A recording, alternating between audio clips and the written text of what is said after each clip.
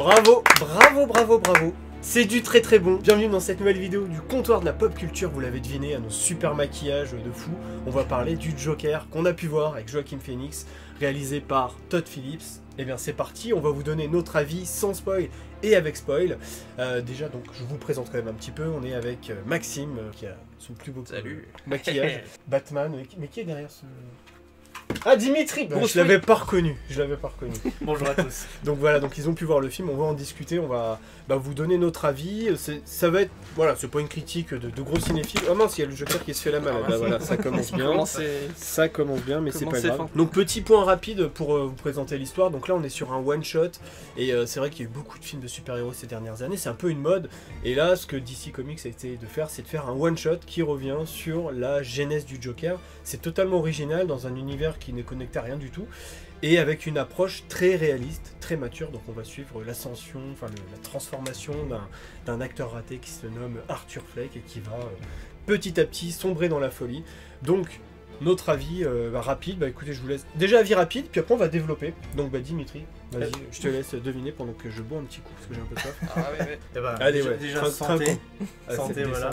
Et non, sinon pour mon avis rapide sur le film, il va être très simple parce que globalement, j'ai peu de choses à lui reprocher. J'ai extrêmement aimé l'univers que Todd Phillips a mis en scène. Justement, comme tu l'as dit déjà, le fait que DC Comics prenne le pari de faire un one shot, moi ça me fait plaisir parce qu'il y a des comics one shot qui sont vraiment très bien. Celui-ci en fait partie, le Joker que tu as, et je suis franchement content que Joaquin Phoenix ait réussi sa performance. J'ai très peu de points négatifs. Ok, ça marche. Et bien Maxime, toi, qu'est-ce que t'en as pensé? C'est bon métrage. Bon, après, j'étais pas très difficile à convaitre. Ouais, mais voilà, après, il y a des trucs des fois, Suicide Squad, on peut s'attendre à de la merde, on sait jamais.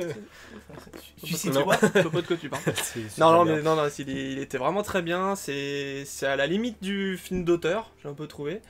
Mais non, c'est une origin story, voilà, vraiment, mais qui est à part pour un personnage qui est lui-même à part. C'est vrai que dans le monde des super vilains, il a vraiment une place particulière, et en ce sens c'était très bien retranscrit, très bien réussi. C'était vraiment une réinterprétation, parce qu'au final rien n'est figé dans l'univers Batman, donc ça a une réinterprétation belle, et moi je trouvais avec pas mal d'originalité, donc c'était agréable. Donc ça t'a plu. Comme beaucoup, de toute façon on voit que le film il fait globalement l'unanimité. Moi aussi j'ai tripé, j'ai trouvé ça génial de revenir à un ton un peu plus grave comme on avait dans les anciens, et globalement j'étais sur le cul quand je suis sorti du film.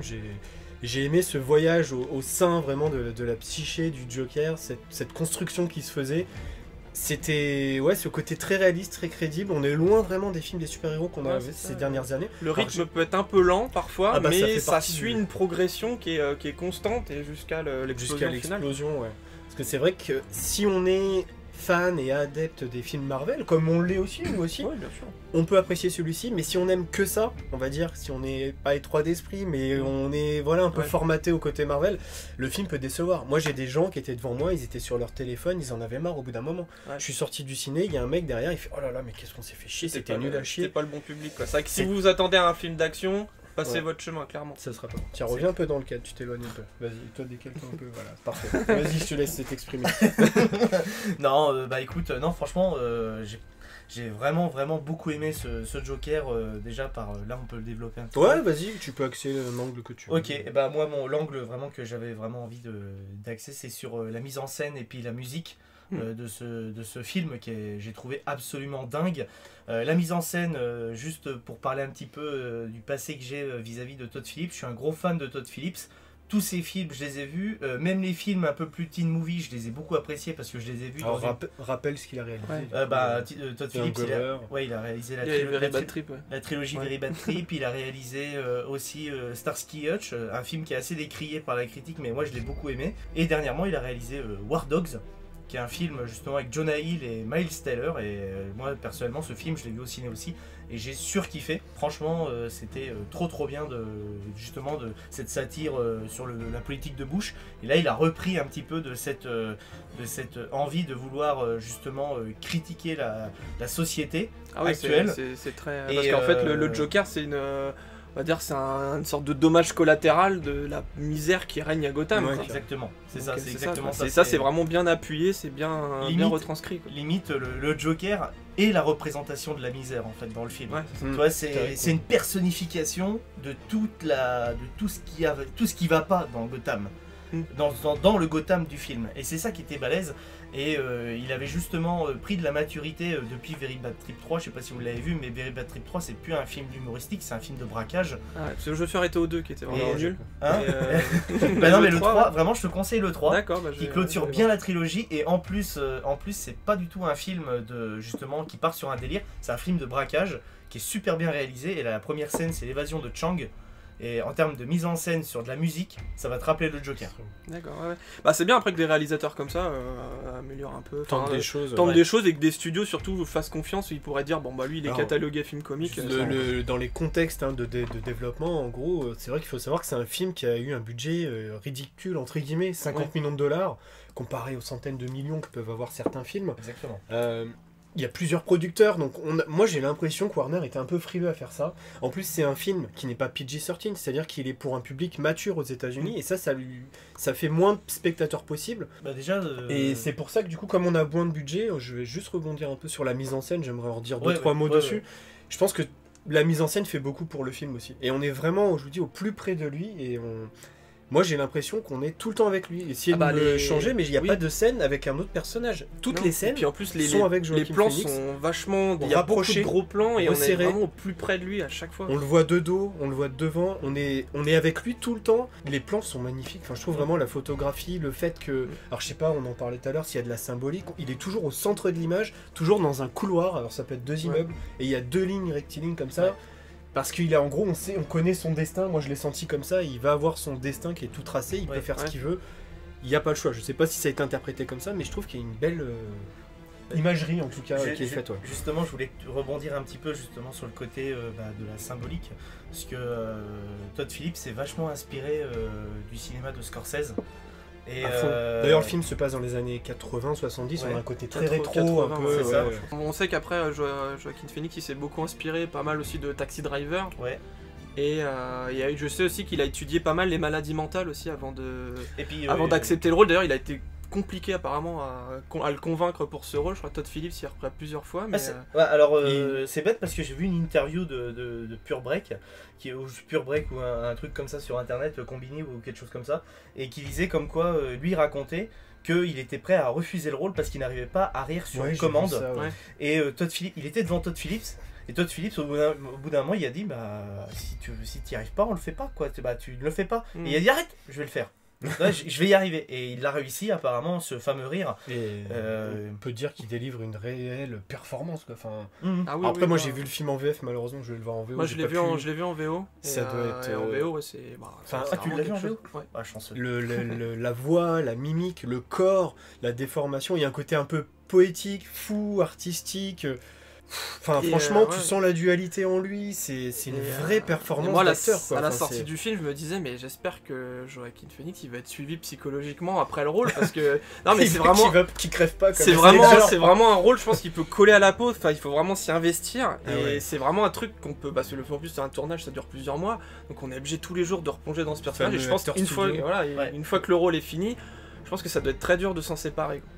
Pour avoir un petit peu eu la chance de parler avec 2-3 acteurs comédiens grâce à l'émission de radio que j'ai, maintenant depuis la mort de Heath Ledger, en fait il y a des suivis psychologiques vraiment sur des acteurs quand ils font des films comme ça. Les mecs sont suivis, ils sont même préparés à l'avance quand ils vont attaquer des rôles de ce type là, et ça me surprend pas parce que quand on a vu comment Heath Ledger s'était renfermé sur le rôle, d'ailleurs je conseille le documentaire où ses parents retrouvent en fait le journal qu'il a suivi pendant tout le tournage de The Dark Knight. C'est glaçant.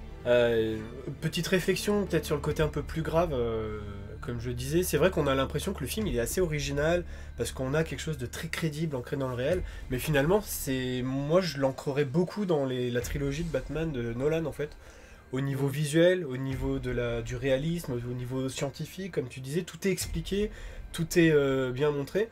Et moi je trouve ça plutôt cool, qui est vraiment une prise de position forte face notamment à Marvel, que j'aime beaucoup aussi, il n'y a pas de problème. Mais j'ai bien aimé ce point de vue assumé, je sais pas si ça restera, il faut pas forcément que ça dure. Mais finalement, ce qui est bien de voir que dans les films de super-héros, il peut y avoir plusieurs styles, plusieurs domaines. C'est vrai que Marvel l'avait un peu montré, mais là, on va encore plus loin, on est dans le thriller psychologique. Et film d'auteur. Voilà, et film d'auteur, et c'est super génial, quoi. Donc est-ce que vous aviez quelque chose à rajouter pour cette section en tout cas? Non, je pense qu'après on pourra vraiment plus développer sur la partie spoiler. Bon, la partie spoiler. C'est vraiment une expérience intense quoi. On sort du film, on est vraiment... T'es fatigué. Ouais, c'est ça. Et le film en fait c'est un film qui se digère. En fait on n'a pas forcément un avis arrêté à la sortie de la salle. Non. Et après on y réfléchit plus tard, il y a des trucs qui nous reviennent et c'est vraiment un film comme on fait là. Sur lequel il faut discuter, on peut revenir plusieurs fois, les gens n'ont pas forcément perçu... Il y a des zones d'ombre encore, ouais, je trouve, mais justement je pense que ça c'est vraiment à développer dans la partie spoiler. Et bien c'est parti spoiler. Ciao.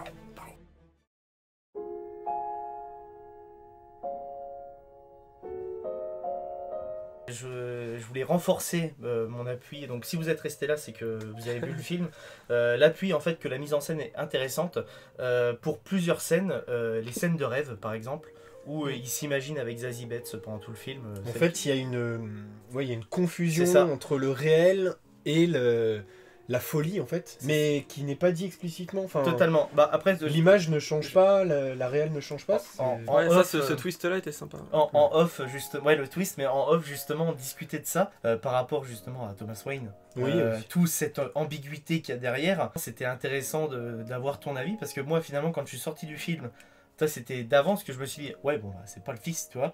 Et toi tu m'as dit mais c'est le fils. Parce qu'à la fin, il y a une photo où c'est signé Thomas Wayne derrière, où il dit pour mon amour, et là du coup c'est la mère du Joker.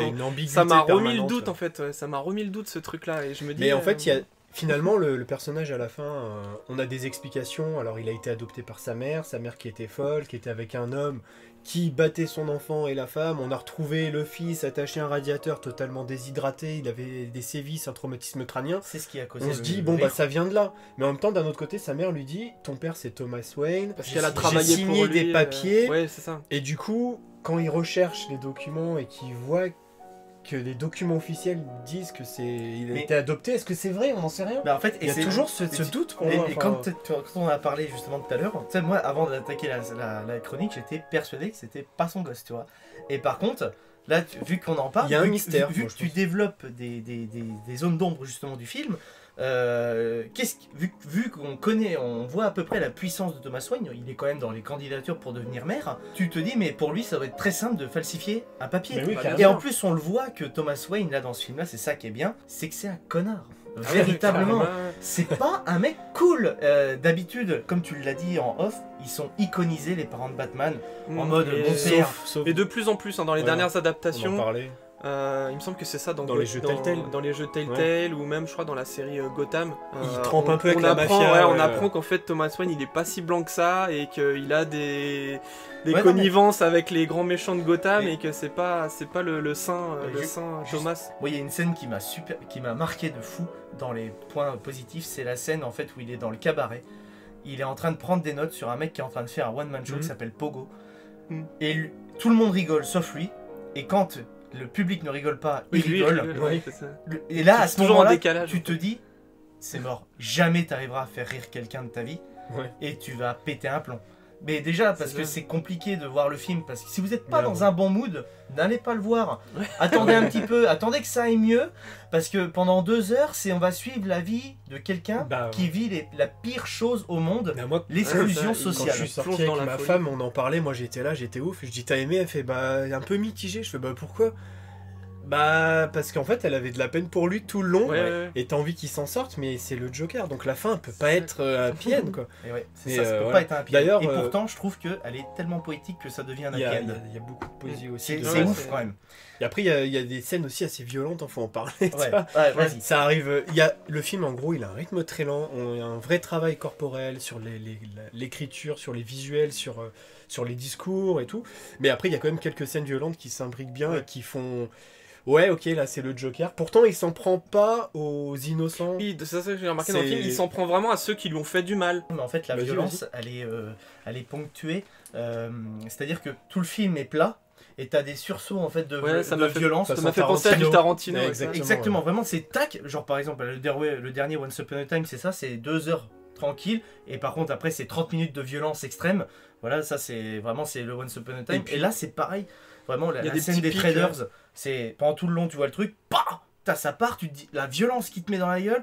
Bam, le coup il éclate le mec dans son appartement. Déjà, tu le vois prendre le ciseau, tu fais bon, ça va mal finir, mais je m'attendais vraiment pas à ça. J'étais là, j'ai fait. Il l'avait balancé et tout. J'ai fait waouh, ok, d'accord. Même j'étais avec un pote, cette scène l'a choqué, quoi. La scène du ciseau. Mais c'était. Nous aussi, dans la salle, ça a mis. Enfin, tout le monde rigolait nerveusement en fait, parce que c'est tellement le gore, quoi. Point, oui, effectivement, que j'aimerais souligner, c'est que en fait, le film, il est drôle aussi. Mais il est drôle malgré lui, et c'est pas forcément des choses drôles qui nous font rire. Ça va être des décalages. Par exemple, quand à un moment on a un personnage, l'ancien collègue d'Arthur se fait tuer par Arthur, et il est avec une personne de petite taille. Après, cette personne essaye de sortir, mais il y a le loquet de la porte, du coup elle peut pas. Elle saute, donc là tu rigoles, mais en fait c'est pas drôle parce qu'il peut se faire buter. Et je trouve qu'il y a toujours cette dualité. Mais il lui dit quand même, moi t'as toujours été gentil avec moi, mais il y a toujours le doute, partir et tout, mais bon. Mais moi ce que j'ai aimé, alors je sais pas si c'est fait exprès, c'est que toi en tant que spectateur, t'es mal à l'aise. Tu te dis c'est pas drôle, mais tu rigoles malgré toi. Et en fait, c'est un peu comme Arthur qui a son problème, c'est qu'il rigole et qu'il souffre de son rire. Oui, et il pleure, tu sens qu'il en souffre, mais en même temps, il rigole comme un fou. D'ailleurs, ça, c'est une bonne trouvaille. C'est une bonne trouvaille d'expliquer son rire, qu'en fait, ça vient de sa maladie mentale. Et en fait, c'est comme s'il avait un hoquet, et en fait, là, c'est son rire, et dès qu'il a un stress, une émotion trop forte, en fait, il se met à rigoler, et il essaye de contenir son rire comme ça en s'étouffant à moitié, et ça, c'est vachement bien fait, quoi. Je pense vraiment qu'il y a une analogie avec le spectateur qui rigole alors que c'est pas drôle. C'est ça. Et ce truc-là. Je sais pas si c'est fait exprès, mais voilà. Mais non, mais c'est clair. Franchement, de toute façon, ce film, il est vraiment bien, mais c'est pas un film que je conseillerais à tout le monde, parce que c'est pas un film, justement, si vous êtes curieux, pour tout le monde. Si vous êtes curieux, vous aimez l'univers de Batman, ça peut être cool. Et d'ailleurs, du coup, pour terminer, sinon la vidéo va durer trop longtemps, à la fin, donc c'est l'émeute dans Gotham City. Tout le monde est investi, en gros c'est en mode gilet jaune, puissance 10 quoi. Là tout le monde a un masque de clown. Mais déconne pas, dans la salle j'ai balancé, c'est les gilets jaunes en fait, et ils étaient tous morts de rire. C'est limite c'est ça. Et du coup, une des conséquences latérales à ce mouvement de foule, c'est qu'en fait, du coup, les parents de Bruce Wayne sont tués sous ses yeux. Donc on voit la scène. J'ai eu des frissons en fait. Quand j'ai vu la caméra, je vois le cinéma, je vois Zorro. Et là, j'ai été pris de frissons. J'ai fait, on va voir la scène et tout, trop bien. Ma question, est-ce que vous trouvez que c'était judicieux de faire ça et d'ouvrir le truc? Et deuxième question, ensuite, on y répondra après. Est-ce qu'il faut une suite à ce film-là ou pas? Alors déjà, est-ce que le fait de montrer ça, c'était... Alors, moi je suis mitigé, je trouve pas que ce soit forcément une bonne idée. Ça faisait peut-être plus partie de l'hommage quoi. C'était plus une sorte d'hommage après. Mais bon, moi j'étais quand même content de l'avoir. Toi t'étais content, ça m'a fait plaisir. Alors moi je suis super content de l'avoir parce qu'à chaque fois qu'on a cette scène là au cinéma, c'est la vision du réalisateur. Là c'est vraiment quelque chose d'auteur. Toi quand tu vois celle de Snyder, quand tu vois celle de Burton, c'est les deux qui me viennent. Celle de Nolan, je l'ai complètement zappée, je me souviens plus de comment elle est. Je sais même plus si on la voit. Voilà, et donc, mais celle-ci, je l'ai trouvée vraiment très intéressante parce qu'elle se rapproche plus d'une planche de comics en fait. Tu sais, quand les angles, les angles de prise de vue, tu sais, t'as vraiment l'impression que c'est une peinture qui est dessinée. Et elle est beaucoup plus réaliste alors que celle de Snyder est très poétique. Le mec dans celle de Snyder il met le collier, c'est la culasse du truc qui pète le collier, tu vois. Là c'est vraiment du brut, c'est bam bam. Là on est dans un monde réaliste. Oui non, mais c'est ça qui était bien et fort à voir. Donc ça t'a plu. Le seul truc qui m'a déçu dans cette scène là, c'est le comportement de Bruce Wayne qui ne bouge pas d'un poil, qui est comme ça. Tu veux qu'il fasse quoi? Mais non, mais tu vois, sans te mentir. Une clé de bras. Mais mais même quand il voit ses parents morts. Mais il est choqué. Ouais, mais après il y a Gordon qui arrive, on s'en voit pas. Ouais, tu vois, j'aurais aimé une réaction, au moins quelque chose qui dit comme quoi, là il vient de vivre quelque chose. Moi cette scène, elle était sympa. Après je trouvais que c'était peut-être un peu too much en ce qui me concerne, le fait qu'on voit ses parents mourir.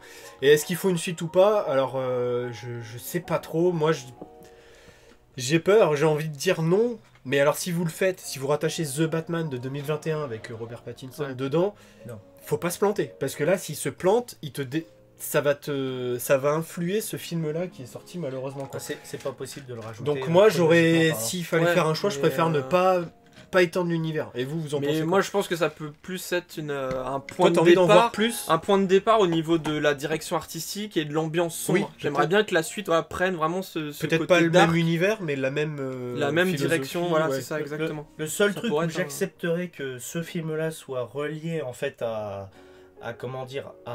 au Batman de The Batman, ça serait en fait que le Joker de Joaquin Phoenix soit devenu en fait il faudrait qu'il soit plus vieux. Oui, mais soit devenu en fait un symbole, mais qu'il soit mort. Et qu'en fait, que quelqu'un reprenne le flambeau. Mais de toute façon, dans les comics, c'est plus ou moins flou. Hein. Voilà. Là, je crois que dans les derniers, ils ont annoncé qu'il y avait plusieurs Jokers, que le mec il vivait à plusieurs époques. Donc effectivement, c'est une sorte peut-être de costume que plusieurs personnes endossent. Dans ce cas-là, si c'est fait subtilement, ça pourrait être cool. C'est dans la seule, en fait... Surtout qu'il le montre à la fin du film, il devient un symbole, en fait. Ouais, c'est ça. Malgré lui, il devient un symbole de la rébellion, de ce soulèvement exactement. Donc après n'importe qui peut prendre le rôle en fait. Après c'est sûr que personnellement j'aimerais bien revoir Joaquin Phoenix dans un Joker parce qu'il l'a fait très très bien. Le truc c'est que je pense que vu comment se termine la fin, faut arrêter là avec lui. Pourquoi ? Parce que il est au max. Merci beaucoup d'avoir suivi cette vidéo jusqu'au bout. On attend vos réactions dans les commentaires. Maintenant, allez-y. Est-ce que vous avez aimé le film ? Vous ne l'avez pas aimé ? Je ne sais pas. Et n'oubliez pas que si ça ne va pas dans la vie, il faut penser à sourire. Et surtout, that's life.